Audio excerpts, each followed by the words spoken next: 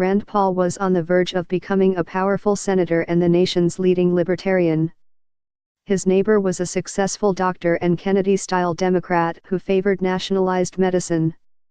They might have sparred over health care or taxes, but an acquaintance of both said they stood in their yards roughly a decade ago shouting at each other over the grass clippings Paul's mower had shot on Renee Boucher's property. "I ask him, I tell him and he won't pay attention," the acquaintance, Bill Goodwin, recalls Boucher saying after the argument. "One of these days." That day may have come recently, when Boucher's attorney said in an interview his client attacked Paul over long simmering disagreements between the two about the care of grass, trees, and other landscaping on their adjacent properties in an exclusive gated community. The account marks the first time either side has offered a reason for one of the nation's most talked about political mysteries, what sparked the worst attack on a sitting senator in decades. The assault left Paul, 54, with 6 cracked ribs, a case of pneumonia, and briefly sidelined during a crucial debate over a tax overhaul in Washington. Boucher, 59, has pleaded not guilty to a misdemeanor assault charge in the case and could yet face more serious consequences.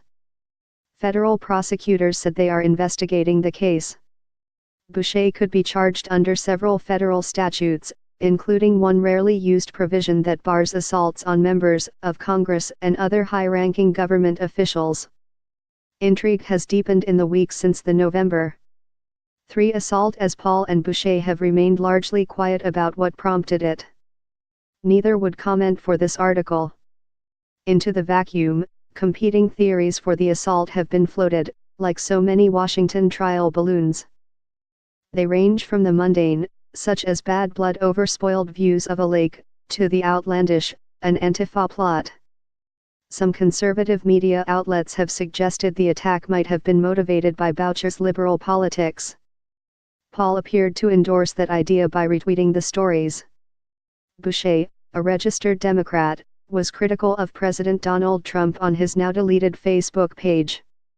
Paul, who gave his first TV interview about the attack last week with Fox News, said he had not talked to Boucher in 10 years, but didn't say what caused the assault. He said it was beside the point. "After my ribs were broken, then he said things to me to try to indicate why he was unhappy, but I guess to me the bottom line is it isn't so important. If someone mugs you, is it really justified for any reason?" Paul said. Kelly Paul, his wife, also penned an op-ed for CNN, casting doubt on the idea that landscaping or anything else Paul did had prompted the attack. She said any dispute existed only in Boucher's troubled mind. "It is incredibly hurtful that some news outlets have victimized Rand a second time as he struggles to recover," Kelly Paul wrote. But so far, interviews with friends and area residents who would talk, and a review of court files and police records that have been made public reveal only the type of small-time neighborly conflict that has vexed many a suburban relationship. "There is absolutely no political motivation behind this," said Boucher's attorney Matthew J.